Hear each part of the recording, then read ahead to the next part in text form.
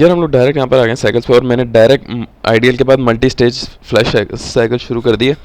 और इसको मतलब आप भी ये समझो कि मैं अज्यूम करूँ कि आपको इतना कुछ साइकिल का समझ नहीं आ रहा है, तो मैं भी इसको समझो पहली बार तो नहीं, सर ने कराया ज़ाहिर है, क्लास में समझ लिया, लेकिन यहाँ मैं पहली बार कर रहा हूँ, मुझे नहीं पता ये सवाल क्या चीज़ है, क्या चल रहा है। सबसे पहले हम थोड़े ना आपको मल्टी मल्टी स्टेज की टर्मिनोलॉजी लाजमी समझनी पड़ेगी, इसमें होता क्या है। अगर आपने आइडियल की वीडियो नहीं देखी, आइडियल वीडियो देखो, अगर आपको आइडियल पता है तो फिर भी अच्छी बात है। देखो सबसे पहले मल्टी स्टेज में क्या है, दो स्टेज लग जाते हैं, सही है, स्टेज हम इसको कहते हैं। कंप्रेसर हमारे पास लग गया तो ये हमारा मल्टी स्टेज बन जाएगा, ठीक है। अब इसमें क्या होता है कि एक, अच्छा क्यों करते हैं वो छोड़ो, ज़रूरी नहीं है, आपके पेपर में सिर्फ न्यूमेरिकल आएगा, मुझे नहीं लगता कि आएगा मल्टी स्टेज क्यों करते हैं। एक बार गूगल पे फिर भी पढ़ लेना क्यों लगाते हैं, ज़ाहिर एफिशिएंसी बढ़ाने के लिए करते हैं, इतना लिख देना, आधा नंबर शायद कटे। तो एक मिनट, अल्हम्दुलिल्लाह रब्बिल आलमीन, अस्तगफिरुल्लाह। तो आपको सबसे पहले क्या होता है मल्टी स्टेज में, आपने बस ये याद रखने का मल्टी स्टेज में होता क्या है। इन लोगों ने वैसे बताया हुआ भी है, यहाँ से भी आप देख सकते हो कि यार दो स्टेज लगे हैं, से कंप्रेशन, दो कंप्रेसर लगे हुए हैं यहाँ पर, आपके प्रेशर की लिमिट दी हुई है, low and high, working fluid दे दिया आपको, refrigerant leave the condenser as a saturated liquid. Let's do it like this, कि मैं यहाँ पर एक पूरी चीज़ बनाता हूँ बगैर इसको देखे, सही है। Let's do it like this, consider two stage compression. तो मुझे पता चला कि यहाँ पर दो कंप्रेशन है, तो अगर मैं यहाँ पर टी एस डायग्राम बनाऊँ, this is my T and this is my S, तो मैं यहाँ पर आंखें बंद करके, अगर ये मेरा डोम है, ठीक है, तो लेट्स गो, आगे चलते हैं। Operating between the pressure limits of 0.8 and 0.14, मुझे बताओ इसमें छोटा कौन सा है बड़ा कौन सा है। अगर मैं दोनों का वो करूँ, ज़ीरो करूँ, तो 0.80 बड़ा है और 0.14 छोटा है, तो ये आपकी लोअर लिमिट है, ये आपकी हायर लिमिट है। हमेशा याद रखना, एवेपोरेटर लो प्रेशर पे होगा, कंडेंसर हाई प्रेशर हो, तो प्रेशर ऑफ आपको कंडेंसर दिया हुआ है, ये प्रेशर ऑफ आपको एवेपोरेटर दिया। The working fluid refrigerant, the refrigerant leaves the condenser as a saturated liquid. Multi stage में आपके पास अभी एक कंप्रेसर लगा हुआ होगा ऊपर, और कंप्रेसर से कैसे निकले सैचुरेटेड लिक्विड। ये जो आपका कर्व है ये सैचुरेटेड लिक्विड का है, सही है। तो यहाँ पर आप एक पॉइंट लगा दो, और आपको पता है कि कंप्रेसर के अंदर जो भी जाएगा वो सैचुरेटेड वेपर में जाएगा, ठीक है। ये तो आपको पता है कंप्रेसर हो गया, कंप्रेसर में से हीट आउट होती है, आपने यहाँ पर हीट आउट बना दिया, ठीक है, ठीक है।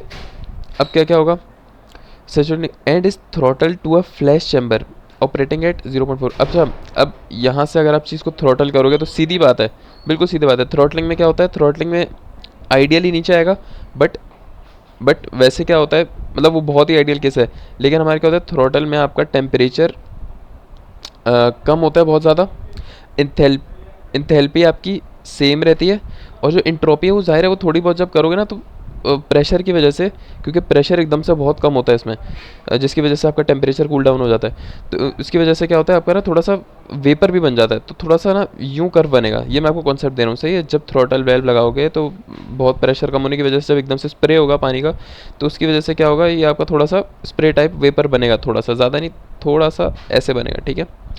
तो थ्रॉटल वेल्व से हमारी चीज़ निकल गई है at a throttle to a flash chamber. अब यहाँ से फ्लैश चैम्बर में जाएगा। फ्लैश चैम्बर का काम क्या होता है, फ्लैश चैम्बर का काम ये होता है कि ये आपका दो चीज़ों में डिवाइड कर देगा, आपके जो निकला है ना लिक्विड वेपर मिक्सचर, ये देख रहे हो और से लिक्विड वेपर मिक्सचर है, तो लिक्विड को और वेपर को ये अलग अलग कर देगा, ठीक है, अलग अलग कर देगा।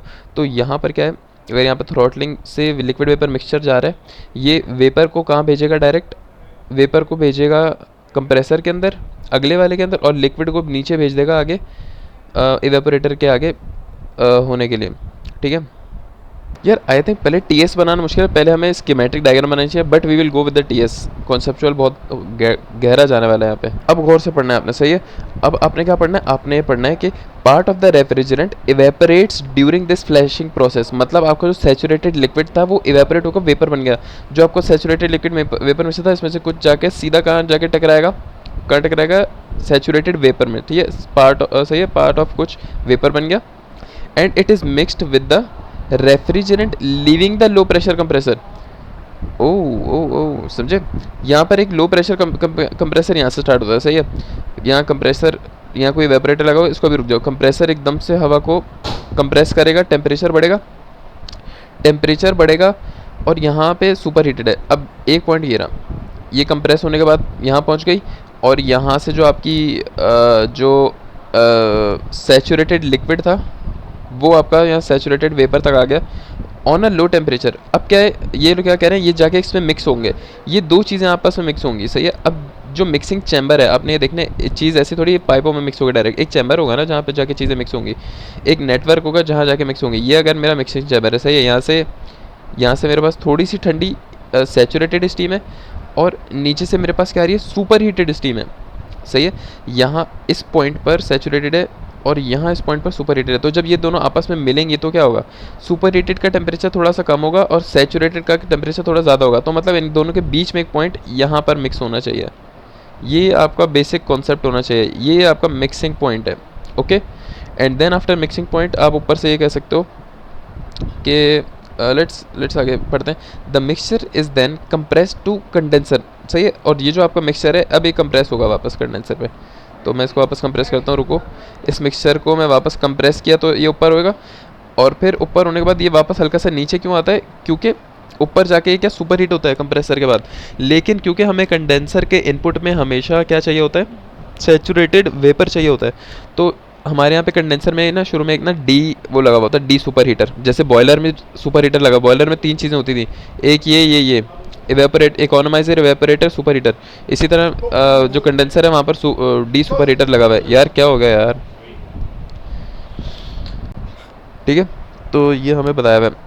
और क्या कह रहे हैं यहाँ पर, कुछ वो दिया होगा हमें। The refrigerant leaves the saturated liquid and throttle to a flash chamber operating as part of the refrigerant evaporates during the flash process, and this vapor will mix with the refrigerant leaving the low pressure compressor. The mixture is then compressed to condenser liquid। ये तो बताया नहीं, बाकी का क्या हुआ। अच्छा ये रहा the liquid in flash chamber. अब यहाँ ये फ्लैश चैम्बर का जो पॉइंट है, यहाँ पे जो लिक्विड एवेपोरेटर वहाँ चला गया, वेपर लिक्विड यहाँ कहीं नीचे आएगा, देखते हैं। इस थ्रॉटल टू एवेपोरेटर, वापस थ्रॉटल होगा। एक और यूँ बनाऊँगा मैं, सेम मेरा जो प्रोसेस है वो होगा, वापस थ्रॉटल हुआ, throttle to evaporator pressure and ये क्या है, कूल्स है, क्या लिखा है, pressure and cools the refrigerator, सही है। ये इवेपोरेटर में आके गिर गया, और इवेपोरेटर में हमारे पास क्या होता है, कांस्टेंट प्रेशर, कांस्टेंट टेम्परेचर, ये हीट इन हीट आउट।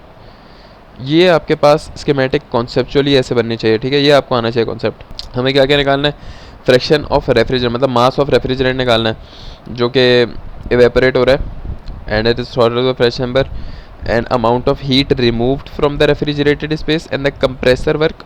ये अमाउंट ऑफ हीट रिमूव ये क्यों निकालना है, कंप्रेसर वर्क। अच्छा कंप्रेसर में वर्क होता है, याद रखना, ज़ाहिर है एनर्जी दोगे कंप्रेसर को तभी तो कंप्रेस करेगा चीज़ को, ठीक है। यहाँ पे तो हीट आ जाती है, लेकिन वर्क जो है वो कंप्रेसर में, यहाँ पे दो वर्क होते हैं, याद रखना, दो कंप्रेसर हैं पर unit mass. And we have to find the coefficient of performance. इसका एक सिंपल सा फॉर्मूला होता होगा, मुझे नहीं पता है क्या है, पहली बार कर रहा हूँ मैं यहाँ पे। तो let's just hop on to Abdul Rafi bhai, you need this figures and table graph. We will directly go to the pH chart and I will rotate this pH chart for easiness, and this is beautiful chart, बहुत आसान chart है guys. Video शायद थोड़ी सी लंबी हो, but you are getting each and every bit of a concept in this video. तो यहाँ पर हम, ये हमारी बेसिक डायग्राम है, सही है। इवेपोरेटर लगा हुआ है यहाँ पर, ठीक है। इवेपोरेटर के बाद आपके पास ये कंप्रेसर लगा हुआ है, कंप्रेसर के बाद ये मिक्सिंग चैम्बर आ गया जहाँ पर सुपर हीटेड और हमारा यहाँ पे सैचुरेटेड वेपर आके मिक्स होगा। एक और कंप्रेसर है, कंप्रेसर के बाद we have a condenser, condenser के बाद एक थ्रॉटल वेल्व जो भी है। Then we have a flash chamber, यहाँ से लिक्विड अलग हो जाएगा, यहाँ से वेपर अलग हो जाएगा, and then throttle, and then again to evaporator. तो अगर मैंने आपको शायद ये डायग्राम नहीं दिखाई थी, मल्टी स्टेज ऐसे काम करता है, देखो सही है। ये आपको इसके ये बेसिक है, ये बेसिक मल्टी स्टेज है, ऐसे काम करेगा, ठीक है। अगर आइसेंट्रोपिक के अलावा अगर आपको एफिशिएंसी दे दी और यूँ आ गया तो आप गए। आई होप ऐसा कोई सवाल होना यहाँ पे। तो ये आपको बेसिक देखना होगा, ये देख लेना एक बार कि ऐसे ही काम करता है मल्टी स्टेज। ऐसे ही इसके आपका टीएस डायग्राम बनेगी। इसकी पीएच डायग्राम जो होगी, पता नहीं रफ़ी भाई ने बनाई या नहीं, ये पीएच डायग्राम, ये भी रट्टा मार लेना, ठीक है। ये भी आपको पता चल जाएगी कि आइडियल के साथ कंपेयर करना ना कि यार कंप्रेसर में ऐसे ऐसे होता है और दोनों मिक्स यहाँ पर आके होंगे, और कंडेंसर में स्ट्रेट होती है, एवेपोरेटर की स्ट्रेट लाइन होती है। ज़ाहिर है इंथैल्पी जो होती है उस पर प्रेशर कम होता है, सॉरी इंथैल्पी, ये इंथैल्पी है, इंथैल्पी सेम रहती है, इंथैल्पी सेम रहती है। थ्रॉटल वेल्व पे प्रेशर बहुत कम होता है, प्रेशर बहुत कम हो जाता है, ठीक है। तो ये बेसिक आपका पीएच वो भी बन जाता है। और यहाँ पर आप अपने डिनोट कर दो सारी चीज़ें जो प्रेशर्स हैं। आप कह सकते हो कि आपको इवेपोरेटर का प्रेशर चाहिए। अच्छा, P8 हमेशा P8 बराबर होगा किसके, P1 के, क्योंकि इवेपोरेटर कंडेंसर दोनों कांस्टेंट प्रेशर पर काम करते हैं, ठीक है। सो हमारा जो यहाँ पर कम प्रेशर था, this was I think 0.8, this was high pressure, okay this was high pressure, तो 0.8 and why did you took, sorry man, मैंने सवाल में एक चीज़ गलत बताई, 0.8 छोटा है, 14 बड़ा है, sorry, my bad bro, why did I write 80 man, why did I write 80 यार 0 पॉइंट, यहाँ पर देखो 0.8 छोटा है, 0.14 बड़ा है, इस यार देख लेना क्या होता है, गूगल पे लिखूँ, एक मिनट भाई, गूगल ये बता रहे हैं, देखो 0.8 is greater than 0.14।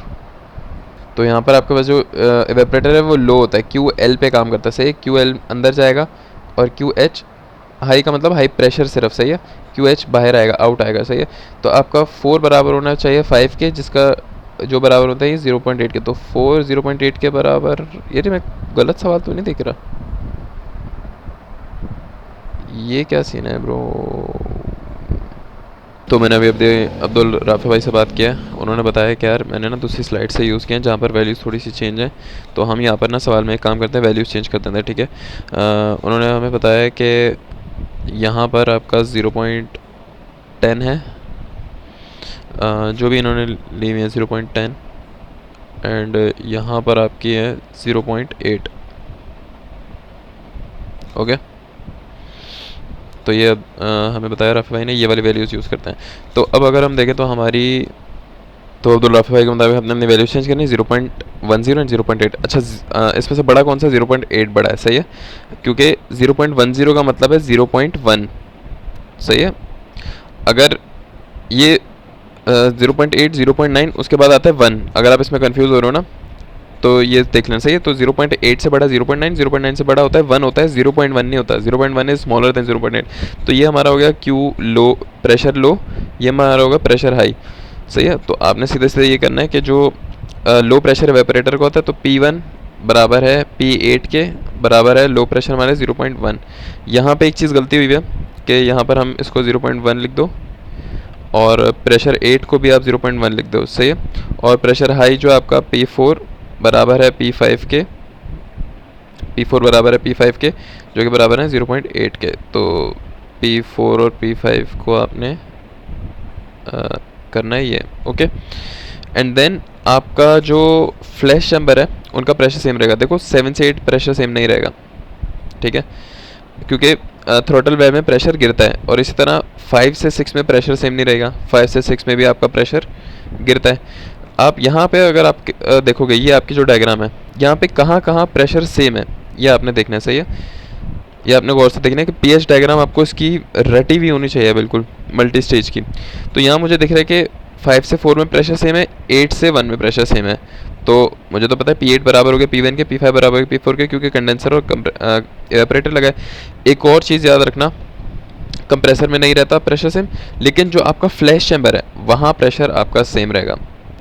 Flash chamber में जो मिक्सिंग है, मिक्सिंग में आपका प्रेशर सेम रहेगा, क्योंकि हमें यहाँ से पता चल रहा है, देखो प्रेशर 7 बराबर है प्रेशर 6 के, बराबर है प्रेशर 3 के, और प्रेशर 3 आई गेस प्रेशर 9 के बराबर है, ओके। तो ये बराबर प्रेशर 9 के, आई डोंट थिंक कि प्रेशर 9 के बराबर होना चाहिए according to this is a TS diagram.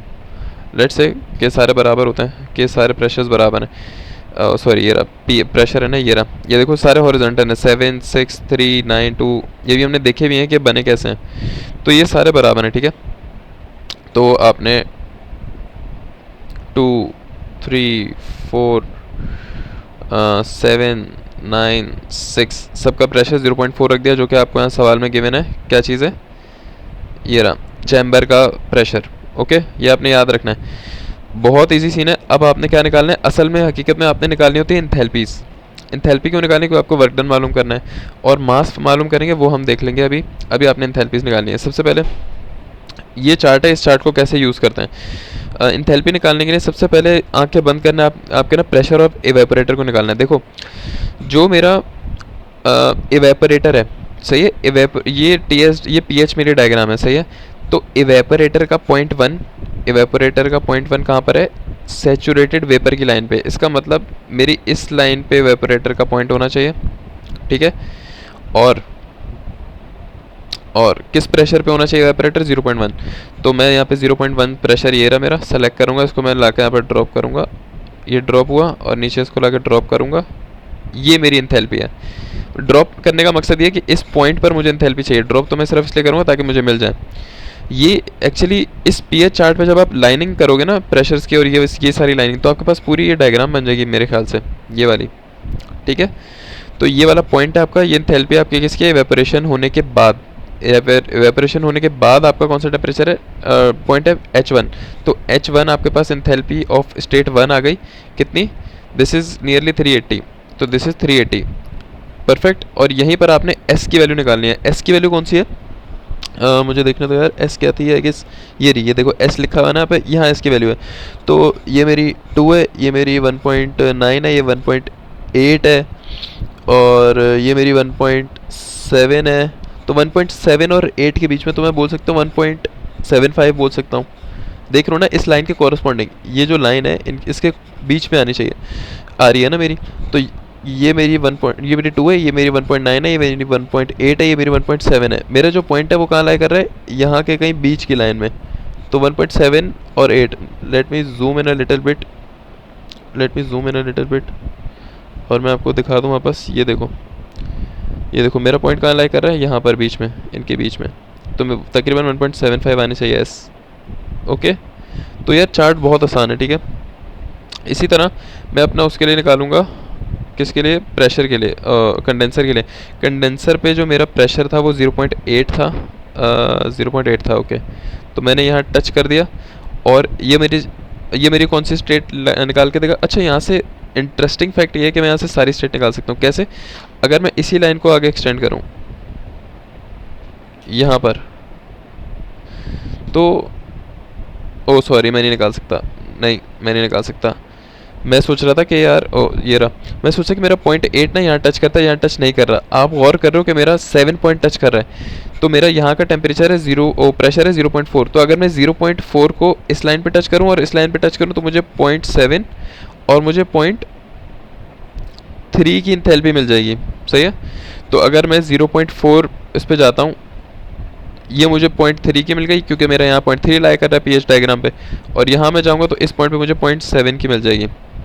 इसको अगर मैं नीचे ड्रॉप करता हूँ, तकरीबन 410, और ये तकरीबन 220, 0.3 और 7, 0.3 400 तकरीबन सही है, 400 सही है, और 0.7 में 220। ये आपको समझ आ रहा है? ग्राफ देखने का तरीका यार बहुत आसान है। जो ग्राफ पे यहाँ टच हो रहा है वो टच करना है। कॉन्सेप्चुअली आपने बिल्ड करते हुए जाना है, और फिर आपने अपना ग्राफ को सुकून से इसको देखते हुए इस्तेमाल करना है। इसी तरह प्रेशर लाइंस मेरी एक यहाँ टच करती है, एक यहाँ टच कर रही है, यहाँ टच नहीं कर रही मेरी पीएच में। पीएच में मैं देखूँ अगर, तो मेरा 0.4 is not on the perfect saturated vapour, really man. तो आई गेस मुझे बस डायरेक्ट 5 ही निकालनी पड़ेगी यहाँ पर, स्ट्रेट 5, जो कि ये रही। और यहाँ पर अगर मैं इसको नीचे गिराता हूँ, दैट इज़ लाइक 240 के करीब है। तो मेरी स्ट्रेट 5 आना चाहिए 240, सही है। 260 मैं इतना ज़्यादा एक्यूरेट नहीं कर रहा हूँ चीज़ों को। और मैं क्या क्या निकाल सकता हूँ? लेट्स सी कि मेरा S1 बराबर है S2 के। तो अगर मैंने सवाल में S1 ऊपर निकाल लिया तो मेरा S2 भी आ गया। और इसी तरह अगर मैंने यहाँ टेबल से, मेरा 0.4 कहाँ पर है यार? 0.4 तो यहाँ पर है, इसको छोड़ो। और मेरा क्या क्या बराबर है? 0.3, okay, no point, wait. And we know that S4 बराबर है S9 के, लेकिन हम डायरेक्ट ये टेबल से नहीं निकाला। टेबल से तो आपकी कुछ चीज़ें निकलेंगी जो यहाँ पर टच हो रही हैं। टच क्या क्या हो रहा है? मेरा 7 टच हो रहा है, 5 टच हो रहा है, sorry on the pH diagram मेरा 5 टच हो रहा है, 7 टच हो रहा है, 1 टच हो रहा है, एंड मेरा 3 टच हो रहा है। बस ये 4 चीज़ें, ये 1 2 3 and my 1 can be figure out from this table. जो चीज़ें टच नहीं हो रही हैं तो वो हम लोग ज़ाहिर है इस टेबल से नहीं निकाल सकते हैं, वो अब हम मैनुअली निकालेंगे। मैनुअली कैसे निकालेंगे? सबसे पहले हम यहाँ पर देखते हैं स्टेट 6 के लिए। स्टेट 6 अच्छा, आपको कुछ चीज़ें गौर रखनी होगी। देखो, जो भी स्टेट आपकी इस डोम के अंदर लाई करती है, जैसे कि हमारा सिर्फ 0.6 and we have a point number 8, right, 0.6 and 8, वहाँ पर हम ये फार्मूला लगाते हैं। ये पावर प्लांट का कॉन्सेप्ट है यार, कि अगर मुझे 0.6 की एंथैल्पी चाहिए तो मैं कैसे निकालूंगा, H F plus X H F G, ठीक है, H F plus X H F G. तो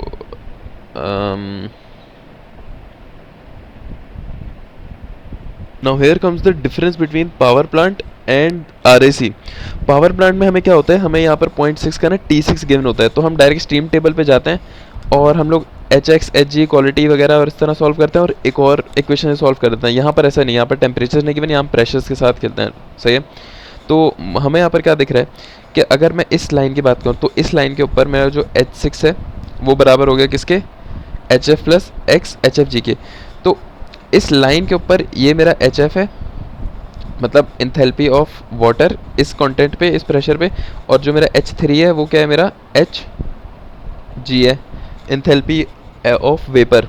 जाहिर है पूरा दिख रहा है ना, तो मुझे पता है कि एच एफ की जगह मैंने H7 रखा, एक्स मेरे क्वालिटी सिर्फ 6 आएगी, कोई 0.6 पे चाहिए, और एच एफ जी का मतलब होता है H G minus H F, इसको हम ऐसे लिखते हैं।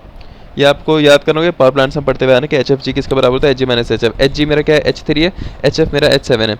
सो I think we know the H7 and we know the H3 perfect, and we know, तो हमें यहाँ पर H6 पता है हमें, we don't know the H6, okay no problem. तो यहाँ पर हमने ये सारी वैल्यू डाली एंड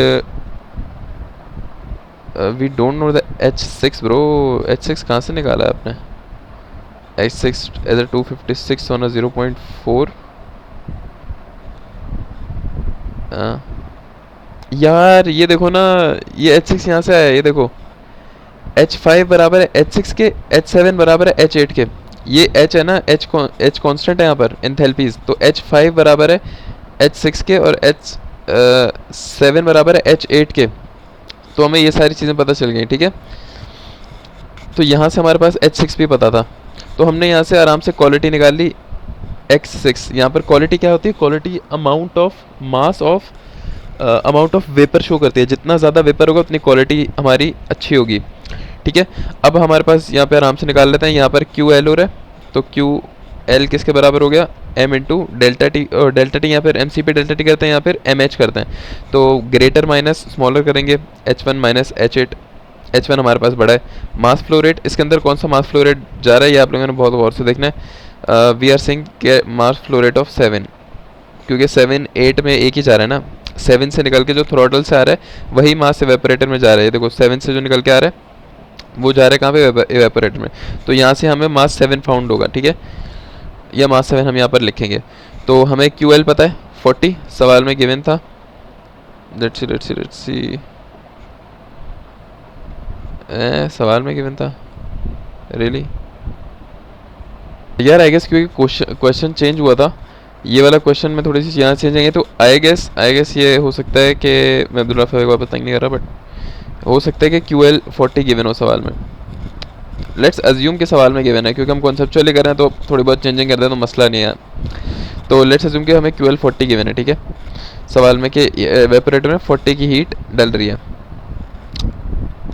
तो we can just find the M7, और जब M7 आ जाएगा so we can calculate the M3। M3 कौन सा मास है, जो मास ऑफ वेपर है। देखो एक हमारे पास मास, देख लो कितने, एक तो यह लिक्विड का मास है जो यहाँ से ऊपर वापस जाएगा, एक हमारे पास यहाँ वेपर का मास है, ठीक है, और ये लिक्विड वेपर मिलके टोटल मास बना रहे हैं, ठीक है। फिर टोटल मास यहाँ के बिखरता है, वापस टोटल बनता है। तो एक हमारे पास मास 7 है, एक हमारे पास मास 3 है, और एक हमारे पास मास टोटल है, ठीक हो गया। अब मास 3 कैसे निकालेंगे, एक याद रखना, क्वालिटी क्या चीज़ होती है, क्वालिटी होती है, मैंने भी बताया ना, क्वालिटी होती है अमाउंट ऑफ वेपर। तो अमाउंट ऑफ वेपर किस चीज़ में, टोटल मास में, तो मैं कह दूँगा कि मेरी क्वालिटी बराबर है mass of vapour divide by mass of total. तो मेरा जो मास ऑफ वेपर है वो है M3 अपॉन टोटल मेरा क्या है, M3 plus M7, total mass क्या है, M3 प्लस M7, ओके। तो मैं ये फॉर्मूला लगा सकता हूँ, यहाँ पे मैं M3 की जो मेरी वैल्यू आई है ऊपर, M7 की 0.23 वो डालूंगा, 0.23, मेरे पास x6 की वैल्यू 0.28 है। यहाँ से मैं m3 मास निकाल लूँगा, सही है, 0.9, और इन दोनों को प्लस करके मैं टोटल मास भी निकाल लूँगा विच इज़ m9। ये देखो यहाँ प्लस हुआ और ये यहाँ के प्लस हुआ, तो दोनों मासा के प्लस हुए which is m9। Okay, now when we have that m9 we can as easily calculate the enthalpy of 9। how? सबसे पहले हम एनर्जी बैलेंस अगर लगाएं 0.9 के ऊपर, तो 0.9 के ऊपर दो इनपुट हैं, m3 h3 और m2 और h2, ये दोनों आके मिल रहे हैं, m3 h3 एंड h2, ये यहाँ से यहाँ तक मिल रहा है आके, और ये बराबर होता है m9 h9 के। Okay, so we have the m9, we have the m3, we have the h3 h2, what about m2? do we have the m2? what is m2? सबसे पहले हम देखें, m2 m7 ही है, ये जो नीचे से चलता आ रहा है ये वही है, तो we have that m7, तो यहाँ पे हमारे पास आराम से h9 आ जाएगी, enthalpy of 9, सही है। so when we have the enthalpy of 9 we have the pressure of 9 जो कि 0.4 है, ये सबका सेम था ना, ये रहा प्रेशर, सॉरी प्रेशर टेबल में सबका सेम है, टेम्परेचर टेबल में ये जो उठा हुआ फ़र्क आता है ये आता है, ठीक है। So we have the same pressure, now we will be going to using the chart, we have H of it is 912 और 412, लेट्स सी। तो प्रेशर है 0.4 एंड ये है 912 एंथैल्पी, तो प्रेशर हमारे पास है 0.4, ये रहा मेरे पास प्रेशर, और मैं दूसरी चीज़ को क्या मिलाऊंगा यहाँ पर, 912 एंथैल्पी को, तो 412 होगी, ये मेरी एंथैल्पी है, ये मेरा प्रेशर है, ठीक है। ये आके यहाँ पर आके मिल लें, ये रहा, ओके, यहाँ के मिल लें, 412 इज़ नियरली हेयर, थोड़ा सा आगे होगा भले से, यहाँ पर होगा कहीं, यहाँ पर, सही है।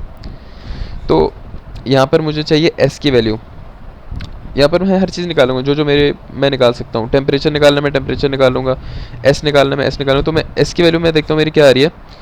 I am going to zoom in a little bit, तो ये अगर मेरा पॉइंट है, सही है, ये मेरी एस की वैल्यू 2 है, ये 1.9 है, ये 1.8 है, ये 1.7 है, तो ये 1.7 और 8 के बीच में तकरीबन 7 के साथ तकरीबन 1.73 लग रही है मुझे, 1.73, oh my god, perfect, 1.73, and we know that S3 से S9 क्या हो रहा है आपके पास, ओह सॉरी, S9 9 पे जब आके मिला है तो 9 के बाद कंप्रेसर है, तो S9 बराबर है S4 के, राइट, S9 बराबर है S4 के, and you know the condenser pressure, so you can easily calculate the enthalpy at 0.4। असल में आपने सारी एंथैल्पीज निकालनी होती हैं, तो यहाँ पे देखो हमारे यहाँ पर 4 की मिसिंग थी, 2 की मिसिंग थी और 9 की मिसिंग थी, 9 हमने निकाल ली, 9 के ज़रिए हमने 2 की निकाल ली, एंड 9 के ज़रिए हमने 4 की निकाल ली, 2 की तो हमने निकाल ली थी आई गेस ईजिली। मेन हमारा काम एंथैल्पीज़ निकालना है, फिर हम सारी एनर्जीज़ वगैरह हर चीज़ निकाल सकते हैं, सही है। तो यहाँ पर हम आ जाते हैं अब एनर्जी बैलेंस, ओ सॉरी वर्क इनपुट पे, हमारे 2 वर्क इनपुट हैं, आपने लिखा वर्क इन, कौन सा वर्क इन हो रहा है, एक हो रहा है m multiply by h2 minus h1 और एक m multiply by h4 minus h9, h4 minus h9, h2 minus h1। यहाँ पर जो मास आ रहा है वो मास 7 है, इसके अंदर जो मास है वो टोटल मास है विच इज़ m9। तो यहाँ पर आपने बस वैल्यू डालनी है, आपके पास वर्क इनपुट आ जाएगा। जो सवाल में मांगा होगा, यहाँ सवाल में नहीं मांगा हुआ क्योंकि सवाल is a little bit changed, so sorry for a long video अगर आप देख रहे हो। That's it for the question today. बस आपको सवाल में यही मांगा हुआ होगा, वर्क मांगा हुआ होगा, मासेस मांगे हुए होंगे, तो ये सीनियर मल्टी स्टेज का कॉन्सेप्ट